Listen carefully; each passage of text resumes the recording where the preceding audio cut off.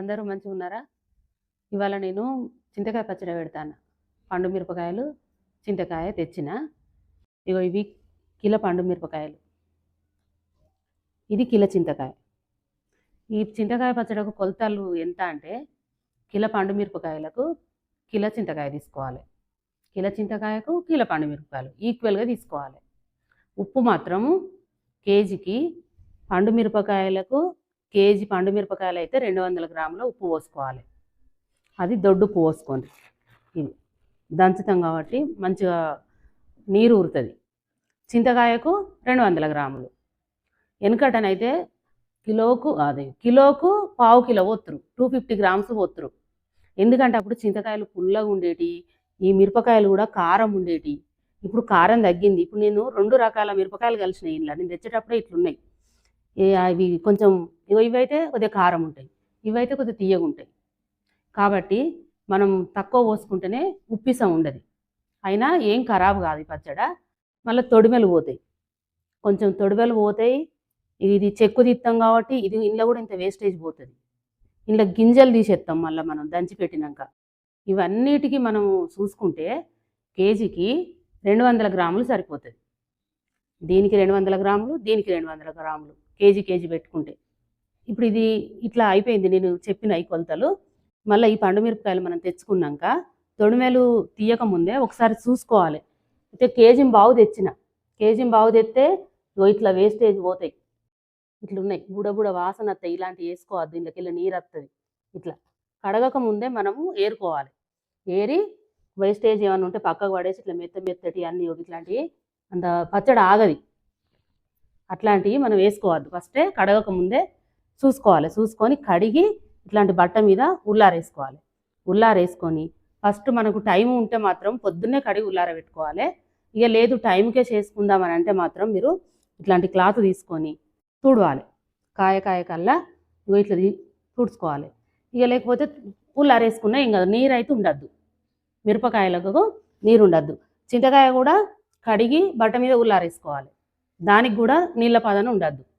ఇప్పుడు నేను కిలో తీసుకున్న, జోకిన, వేస్టేజ్ అన్ని పక్కకు పెట్టేసిన, తొడిమెలు తీసి ఉప్పు 200 గ్రాముల ఉప్పు పోసి దంచి పక్కకు పెడతా. ఈ చింతకాయ చెక్కు తీసేటప్పుడు మీకు చూపెడతా, దంచేటప్పుడు మీకు చూపెడతా. దంచి దేనికి అదే పక్కకు పెట్టాలి. అయితే ఇది మనం మిక్సీలా పట్టద్దు. ఇది మిక్సీలో వేసుకోవచ్చు కదా అని ఎవరికన్నా ఏమైనా డౌట్ వచ్చి మళ్ళీ మీరు కామెంట్ రూపంగా అడిగితే నేను ఫస్టే చెప్తాను. ఇవి మాత్రం మనం మిక్సీలో చిన్న కోసి మిక్సీ పట్టచ్చు. ఇది మాత్రం పట్టరాదు. ఎందుకంటే ఇట్లా గింజలు ఉంటాయి, ఒగరొగరు వస్తుంది. అందుకే ఇది రోట్లోనే దంచుకోవాలి.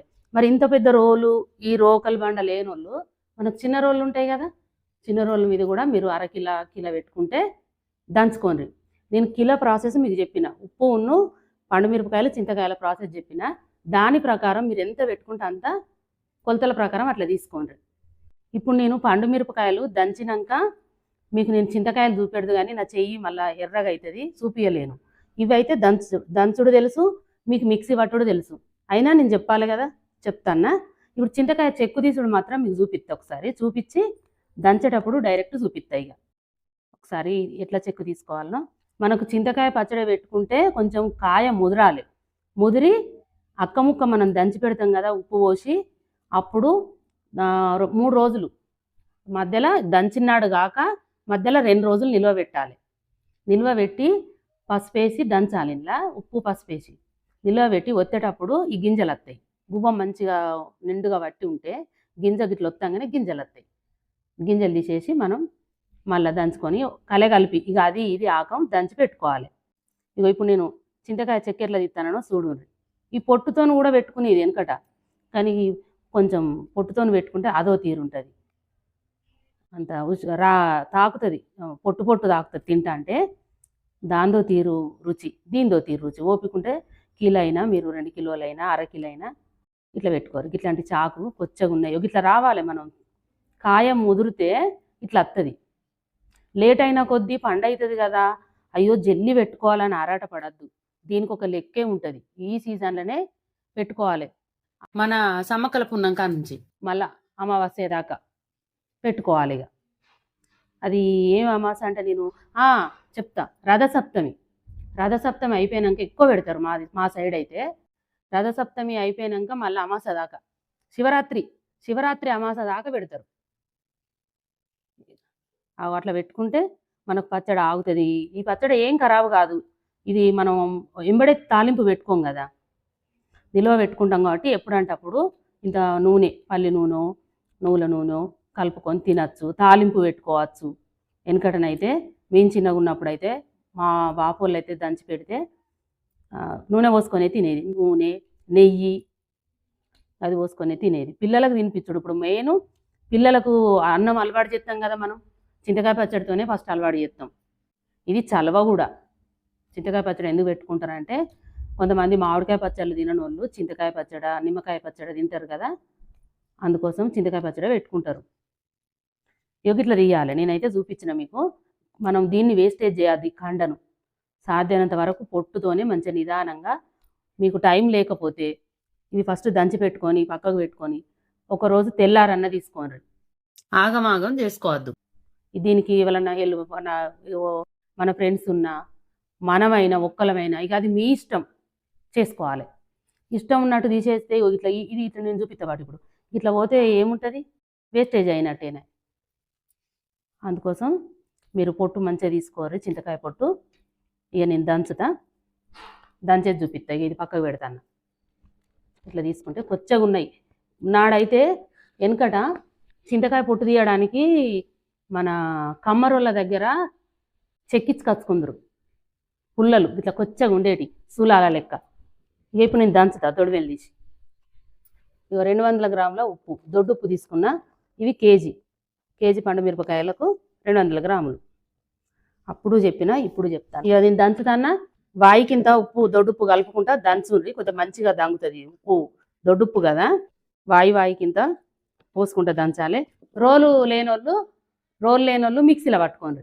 ఇట్లా చిన్న చిన్న ముక్కలు కోసుకోండి. ఇప్పుడు నేను రోల్ అయిపోయాక నేను కాయ దంచుతాను. ఇలా కడిగేసుకొని ఉప్పు వేసుకుంటా గ్రైండర్ పట్టుకోరు. దంచితే తొందరగానే అవుతాయి. మొత్తం దంచినాక మీకు నేను చూపెడతా. పొట్టు తీసుడు అయింది. ఇక పసుపు వేసి దంచుతాన్నా. ఈ చింతకాయకు ఇది కిలో చింతకాయ. ఇగో 200 గ్రాముల ఉప్పు,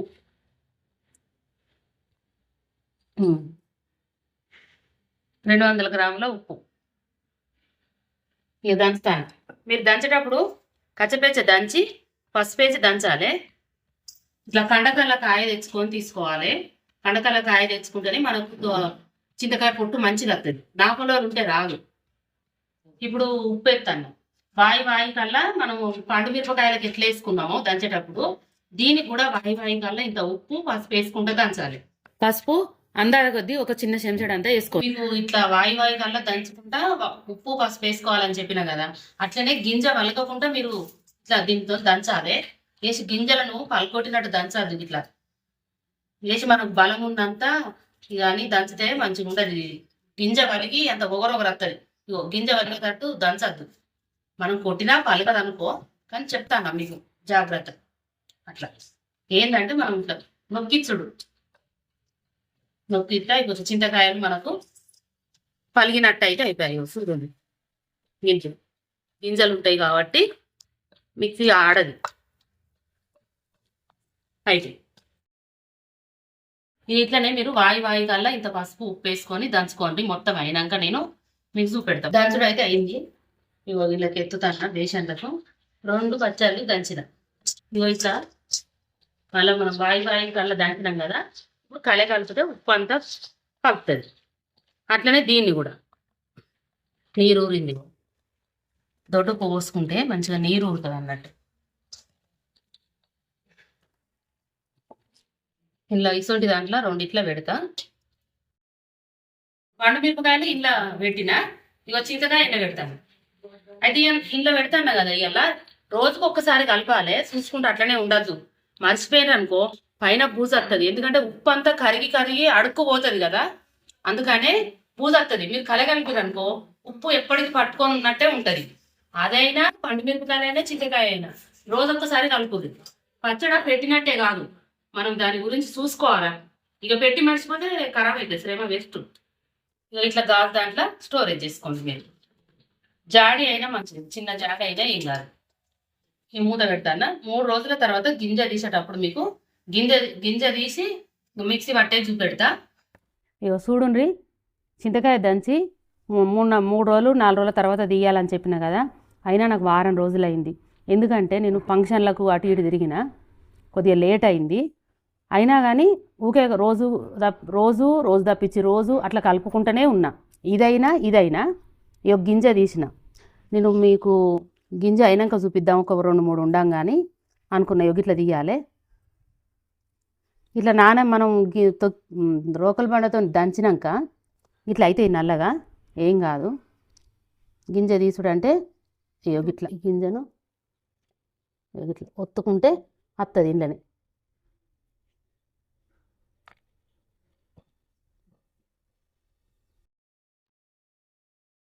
ఇట్లా గింజ వస్తుంది బయటికి. అన్నీ ఇట్లనే తీసుకోవాలి. నేను ఇవన్నీ తీసిన గింజను ఇట్లా ఒత్తుతే వస్తుంది అన్నట్టు బయటికి. తీసుడైతే అయింది. ఇక ఇప్పుడు నేను గ్రైండర్ పెట్టి చూపిస్తా, ఇందులో ఏమేమి వేయాలో మీకు చెప్తా. 4 గడ్డల ఎల్లిపాయలు, ఇది జీలకర్ర మెంతుల పొడి వేయించి పౌడర్ చేసుకున్నా, ఇది వేస్తా 1 చెంచాడంతా. ఇప్పుడు నేను మిక్సీ పడతా. ఫస్ట్ పండు మిరపకాయలు పడతా. ఇది ఎంతసేపు ఇది జల్లే అవుతుంది, కొంచెం ఇవే మెదగాల, లేట్ అవుతుంది. అయితే మనకు లేట్ అయినా కానీ ఏం కాదు, మధ్యలో కలుపుకోండి. వారం రోజులు అయితే కూడా ఖరాబ్ అవుతుంది అని అనుకోకుండ్రి. ఉప్పు కరెక్టే కలిపినాం కదా. గ్రైండర్ పడతాను.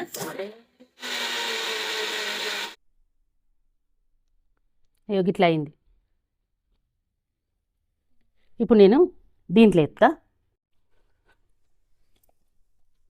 గింజ తీసుడే ఆలస్యం, పచ్చడి ఎంతసేపు అవుతుంది.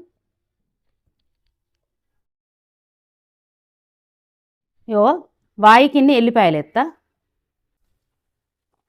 2 వాయిలాగా అవుతాయి. ఇది నిల్వ ఉంచుకుంటాను. ఈ పచ్చడి మనం తాలింపు ఒకసారి పెట్టుకోకున్నా ఏం కాదు.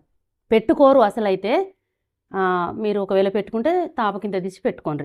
ఎల్లిపాయల తాలింపుకి వేసుకొని మళ్ళీ కొన్ని వాయి పట్టుకోర్రి. మళ్ళీ ఇది కలగలిపి పట్టేటప్పుడు మీకు ఒకసారి చూపెడతా.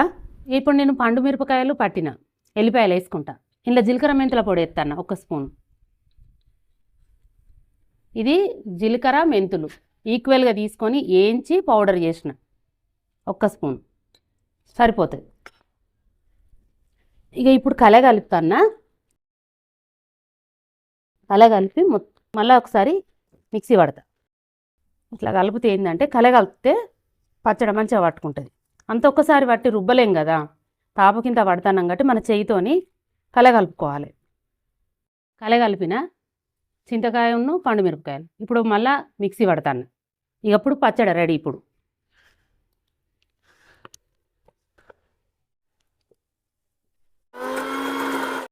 గిట్లనే ఈ పచ్చడి అంతా ఇట్లనే పట్టుకొని మంచిగా జాడీలో స్టోరేజ్ చేసుకోరు. ఇప్పుడైతే నేను దీంట్లో ఎత్తాను, తర్వాత వేరే దాంట్లో పెడతా. ఇక మొత్తం పట్టి ఇంట్లో వేసిన మళ్ళీ ఒకసారి కూడా ఇట్లా కలగలుపుతా. వాయి పట్టిన కదా, ఒక్కసారి కలుపుకోవాలి ఏదైనా. ఇక నేనైతే చేయితో కలుపుతాను. మీకు ఎవరికన్నా చేయితో కలుపుడు ఇష్టం లేకపోతే గంటతో కలుపుకోండి. ఇక జాడికి ఎత్తుకుంటే అయిపోతుంది, జాడికో బాటిల్కో. అంతే, పచ్చడి రెడీ. అన్నం పెట్టుకున్న పచ్చడి తిని చూపిస్తా. ఇగో నెయ్యి కలుపుకుంటానా. నెయ్యి లేనోళ్ళు పల్లి నూనె నువ్వుల నూనె పోసుకోండి. అది కాకుంటే వంటలకు వాడే మంచి నూనె అయినా ఏం కాదు. మా పిల్లలు చిన్నగున్నప్పుడు కూడా గిట్లనే చింతకాయ పచ్చడి నెయ్యి దాంతోనే తినిపించేది నేను. అప్పుడు నాకు ఇంటికాంచి వచ్చేది నెయ్యి. మాకు బర్రెలు ఉండే మా అత్తగారికి. ఇప్పుడు అంటే కొనుక్కుంటాను కానీ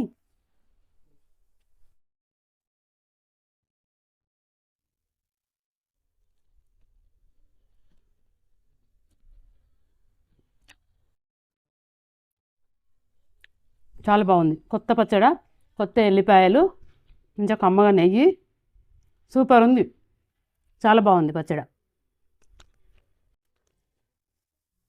ఇప్పుడు చింతగింజలు ఉన్నాయి కదా, మనం చింతకాయలు వెళ్ళిన గింజలు, ఇవి కడిగి వేయించుకుంటే మంచిగా తినొచ్చు. అప్పుడప్పుడు టైంపాస్. మోకాళ్ళకు జిగురు అని అంటారు, పనిచేస్తాయి. నాడైతే ఉత్తగా తినేది మేము, ఇప్పుడు మనకు మోకాళ్ళకు కూడా పనిచేస్తుందట.